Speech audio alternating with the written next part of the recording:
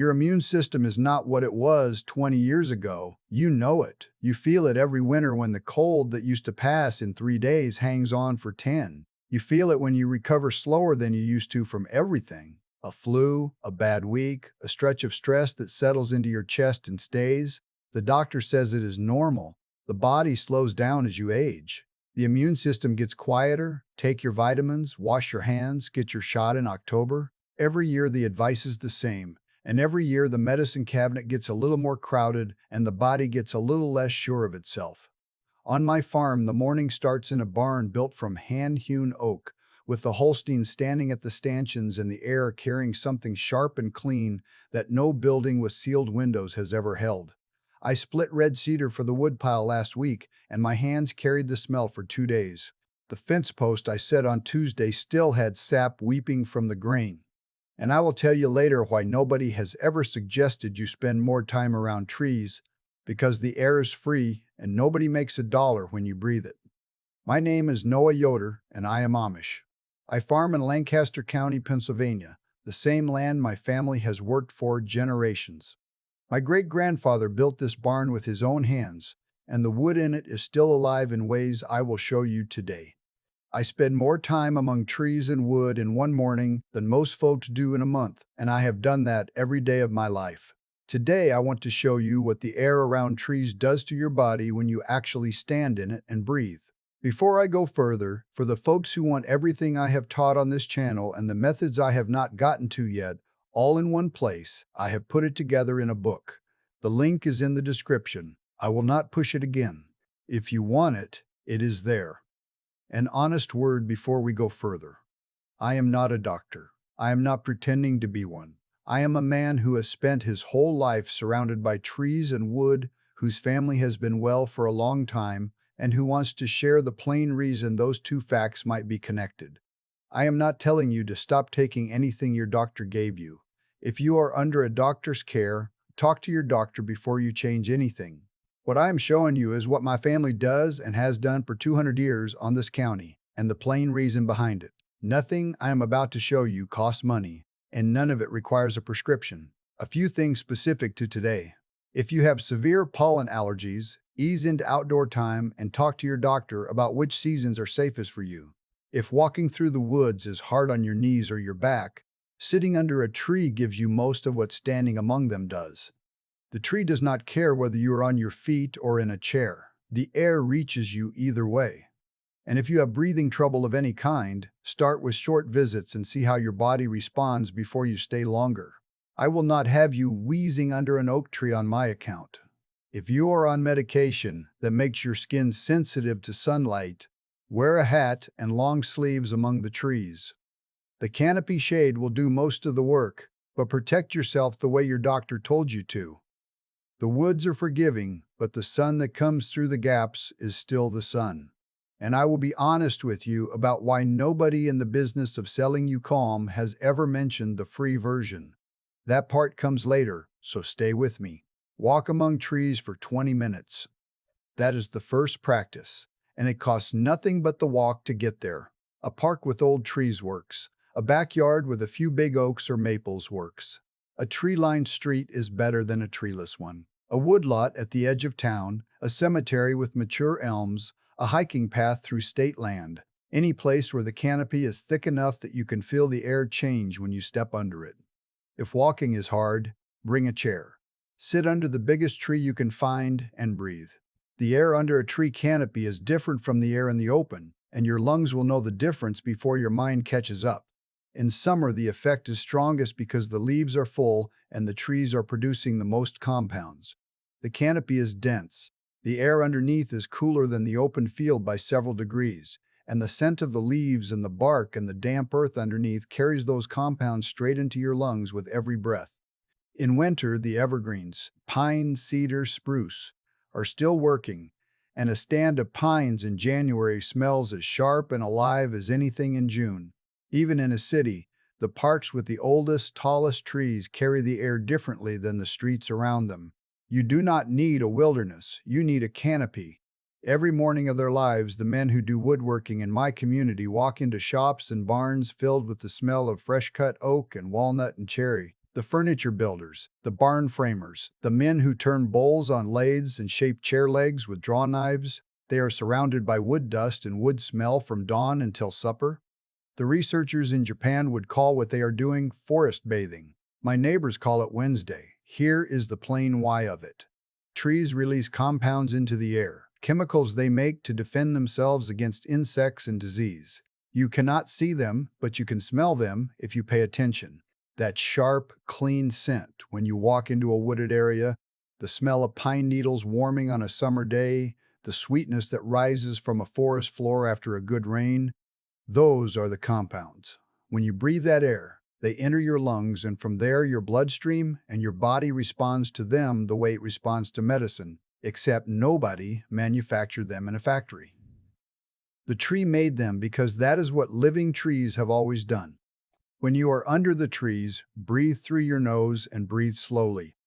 The nose filters and warms the air in ways the mouth does not, and the compounds reach the blood more effectively through nasal breathing. You do not need to do anything special beyond being there. No meditation, no stretching, no particular posture. Just stand or sit and let the canopy air do what it does. After a few visits, you will start to notice differences between trees. The pines smell sharper, the oaks smell earthier, the cedars carry a warmth that lingers in the sinuses. That noticing is the sign that the nerve pathways are waking up to something the indoor air never gave them. Researchers who study this have measured what happens to the stress hormone in people who spend time among trees versus people who spend an equal stretch in a city. The forest group showed 12 to 16% lower stress hormones. Their blood pressure and heart rate both settled down. The part of the nervous system that handles rest and recovery switched on, and the part that handles alarm and urgency switched off. That short stretch among trees did what a pill tries to do, and the effect lasted longer than the walk. Even looking at trees through a window helps, though standing among them is stronger by a wide margin. The point is that your body recognizes something in the air around living trees and responds to it in ways that are measurable and real. The old folks did not need a measurement. They knew the woods calmed them down the same way they knew cold water woke them up. The researchers just confirmed what the body already understood. What a short walk among trees will not do is replace a medicine you need or undo a condition you already carry. The science on this is real and growing, but it is one piece of a larger life, not a substitute for care you are already receiving. There is a stand of white oaks on the ridge behind my farm that my grandfather planted when he was a young man. I walk through them most evenings after the work is done. The air under those trees is different from the air in the field, cooler, thicker, and it carries something that settles the whole body down without you having to try. The barn cats follow me up there sometimes and sit in the leaves while I stand and breathe. They seem to understand the purpose of the visit better than I could explain it. Before we go on to the next practice, let me pause for a moment. For the folks who want help putting these old ways to work in their own daily life, Ruth and I have put together a community where we walk through all of this together. The link is in the description. What the trees are putting into the air is only part of this. What that air does inside your body once it arrives is the part that surprised even me when I first heard it explained. It is the reason I kept coming back to the ridge long after the evening chores were done. There are cells in your blood whose only job is to find the things that do not belong. Damaged cells, infected cells, cells that have started growing in ways they should not. The researchers call them natural killer cells, which is a rough name for something that does such careful work. These cells patrol your blood the way a good fence rider patrols his fence line, quietly, constantly, looking for the breach before it becomes a problem. When those cells are strong and plentiful, the body catches trouble early. When they are low, trouble gets a head start, and the body spends its energy chasing what it should have stopped at the gate. A doctor in Japan who studies forests spent years measuring what happens to these cells when a person spends time among trees. What he found was striking. Men who spent 3 days in the forest came out with roughly 40% more of those killer cells active and working in their blood than when they went in, 40%. And the increase lasted for a full month after they left the woods. One visit to the forest, 30 days of stronger patrol in the blood. I do not know of a pill on the shelf at the pharmacy that produces that result. I do not know of a supplement in any bottle that delivers that kind of increase in immune cell activity for a full month. The forest did it with nothing but air and time. Now, the honest word on this. The 3-day forest visit in the Japanese study was a full immersion, hours among dense tree cover over multiple days. A short visit under a backyard oak on a Saturday afternoon is a different dose entirely. The researchers have not claimed they are equal, and neither will I.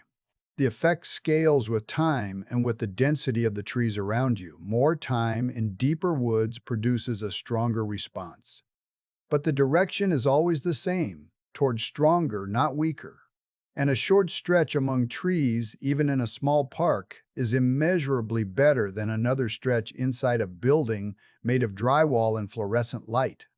I came back from the ridge one evening last October when the leaves had turned and the whole hillside smelled like cold air and tannin and something underneath it all that I have never been able to name. Ruth was on the porch and she said I looked different, not rested exactly, but quieter, like something had let go. She was right, though I could not have told her what it was. The oaks did the work. I just stood there and breathed. Now, most folks hear all of this and think they need to live next to a forest. You do not. Because the compounds those trees put into the air are also in every piece of wood you have ever held in your hands, and they have been there the whole time. Bring real wood into your home, untreated and natural when possible. A wooden cutting board on the kitchen counter, a cedar chest in the bedroom or the closet, a stack of firewood near the stove. Even if the stove is just for show, the wood still releases its compounds sitting there in the warmth of the room.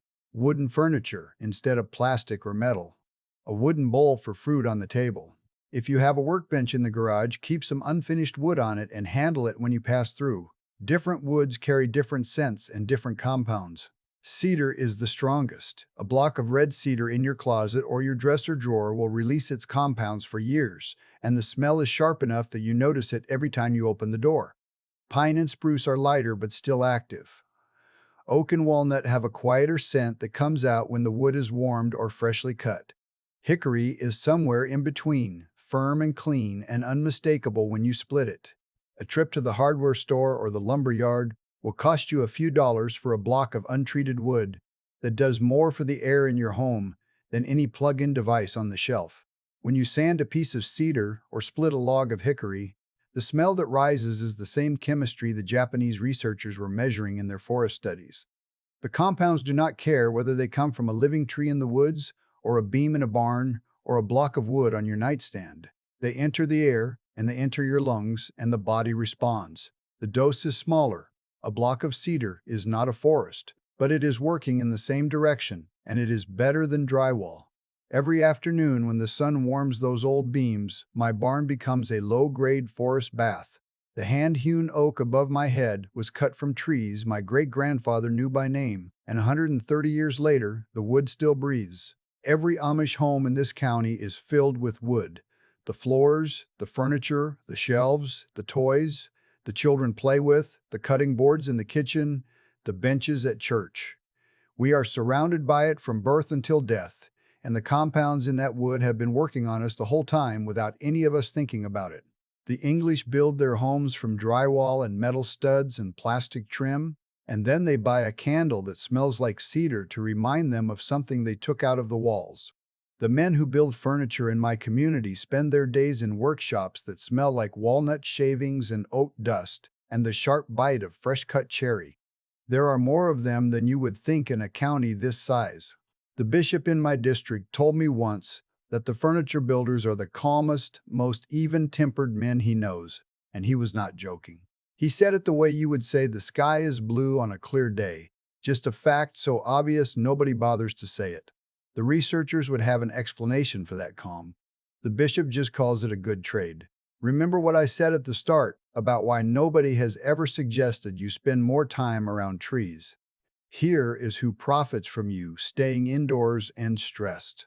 A 3-day forest bathing retreat costs $800 to $3,000. A guide walks you through the woods, tells you to breathe slowly, and charges you for the privilege of standing under trees that were doing their work long before any human put a price tag on the experience. The retreat industry takes something the forest gives away and wraps it in a weekend package with a brochure and a registration fee. The trees do not see $1 of it. Do that once a year for 5 years at the middle price, and you are looking at somewhere around $5,000 spent on guided walks through woods that would have let you in without the guide. Essential oil companies sell pine and cedar oil in small bottles for $20 to $50, promising to bring the forest into your home. A block of untreated cedar from the hardware store costs $3 and releases those same compounds for years, quietly, without a diffuser or a power cord or a monthly subscription. But nobody runs a commercial for a piece of lumber you can buy at the hardware store and set on your nightstand. The $50 bottle has a label and a brand and a shelf at the checkout counter. The $3 block has sawdust on it. Anti-anxiety prescriptions cost $15 to $80 a month. 12 months a year, year after year. Over 10 years, that is somewhere between $1,800 and nearly $10,000 for a bottle that costs you every month for something the woods might ease at the cost of a walk. There is no money in telling you to go stand under an oak tree. There is enormous money in not telling you. Nobody in the retreat business, the essential oil business, or the prescription business profits from you learning that a free walk in the woods and a $3 block of cedar do most of what their products promise. They do not need to coordinate their silence, they just need to keep selling, and the trees keep standing there, doing their work whether anybody mentions it or not. Nobody planned the silence. Silence is what happens when everybody with a microphone has something to sell and the thing that works has no salesman. Your doctor is a good person inside a system that does not pay for trees. The system pays for prescriptions, referrals, and 10-minute appointments. There is no billing code for standing under an oak. There is no insurance reimbursement for splitting firewood. So it never comes up, and you leave the office with a bottle instead of a direction. My grandmother never bought a candle that smelled like pine. She had the actual pines. The men who build furniture in my district are among the healthiest men I know, and nobody has studied them. No researcher has measured their blood or counted their killer cells or tested their stress hormones at 3 in the afternoon after 8 hours of sanding walnut. But I have watched them for 50 years, and the pattern is plain enough that I did not need a study to see it. I suspect the researchers would find exactly what I have watched with my own eyes. They are calm, and they sleep well, and they get sick less than most. And they spend every working day surrounded by the compounds that the researchers on the other side of the world are only just beginning to understand. My grandfather planted those white oaks on the ridge when he was 22 years old. He told me once that he planted them for his grandchildren because oaks take 60 years to come into their full size, and he wanted someone in the family to sit under them when they were big enough to matter. I am that grandchild, and those oaks are massive now. When I stand under them in the evening with the air moving through the canopy and the smell of the leaves around me, I understand that he gave me something no store sells and no doctor prescribes. So do my children, who climb those trees the way he hoped someone would. They do not know about the cells in their blood or the compounds in the air or why their stress runs lower than it should. They just know the woods feel good, the way a warm kitchen feels good on a cold night. Not because someone explained it, but because the body knows. And that knowing, which came before any study and will outlast every study, is the oldest medicine there is. Normal living. That is all it ever was. Normal living the way it was done in this country for 200 years. Then someone decided to put a wall between you and the trees and sell you a candle to remember them by. So here is what I want you to do this week. One thing and nothing else. Find the nearest tree. Not the nearest park, not the nearest forest, the nearest single tree. It might be in your yard, on your street, in a neighbor's lot, at the edge of a parking area. Walk to it and stand under it. Put your hand on the bark if you want to, though you do not have to, and breathe. Stay there for 20 minutes. You do not have to walk. You do not have to meditate or close your eyes or do anything you have seen on a screen about forest bathing. Just stand there under the canopy and let the air do what it does. Breathe in through your nose, slowly, and notice what you smell. If the tree has leaves, you will smell them. If it is a pine or a cedar, you will smell the sharpness. If it is an oak or a maple, the scent will be subtler, earthy, green, alive. Whatever it is, your body already knows what to do with it. It has known for longer than any of us have been here. It costs nothing and it requires nothing. You already have everything you need, a tree and your lungs. On your first visit, you may feel nothing at all except the strangeness of standing still under a tree when the rest of your life is telling you to be somewhere else. That is normal. The second time, you will notice the air. The third time, you will notice that your shoulders have dropped and your jaw has unclenched and something in your chest has loosened that you did not realize was tight. By the end of the first week, you will start looking for that tree the way you look for your morning coffee. Not because someone told you to, but because your body asked. You will notice something after a few visits, and it is hard to describe to someone who has not felt it. A slowing down that is different from being tired. A settling that is different from sitting still. The old folks called it getting quiet inside. The researchers would call it parasympathetic activation. But whatever the name, your body knows the difference between the air inside your house and the air under a living tree, and it has been waiting for you to notice. Once you have felt that, once you have stood under a tree long enough to know the difference in the air, the rest of what I have to show you on this channel will feel like remembering rather than learning. Tell me in the comments the one thing you heard today that you are going to try this week, and tell me why that one. And if there is a tree near your home that you have walked past 1,000 times without stopping under it, tell me what kind it is, because I want to know. I read every single one. Next time I am going to show you what happens to your joints, your mood, and your years when you walk the way the old folks walked. Not on a belt in a room, but on the actual ground, under the actual sky, at a pace the body was built to hold for hours. There is a reason the Amish walk 18,000 steps a day, and none of us have ever called it exercise. The answers were never lost, they were just never sold.